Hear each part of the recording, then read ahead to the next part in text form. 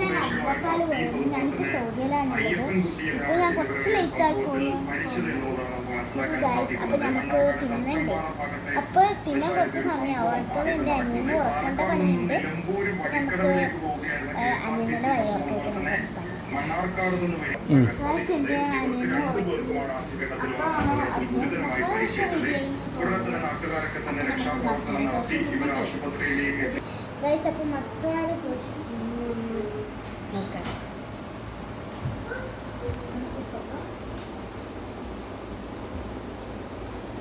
നല്ല എരിവാ.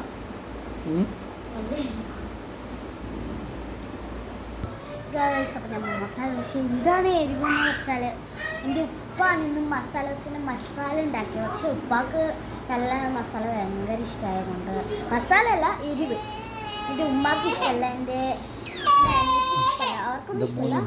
അപ്പം ഞാൻ എൻ്റെ അനിയനെ വിളിച്ചാൽ തോന്നുന്നു എൻ്റെ അനിയനെ അവനവിടെ വന്നു ചെറുങ്ങനെ എരിവ് കഴിച്ചുകൊണ്ട് കുറച്ച് പലഹാരം തിന്നാലും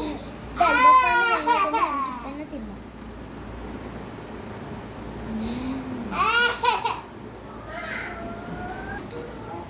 ഇത് മധുര പലഹാരമാണ്.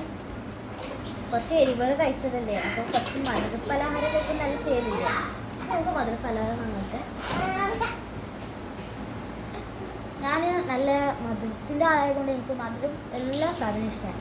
കേക്ക് മുതൽ സാധനം ഫുള്ള് ഇഷ്ടമുള്ള ഒരാളായതുകൊണ്ട് ഞാനാണ്. അപ്പോൾ വാർത്തയാണ് വെച്ചിട്ടുള്ളത്. എനിക്ക് കാർട്ടൂൺ അങ്ങനത്തെ ഫിലിമാണ് അതെല്ലാം ഇഷ്ടം.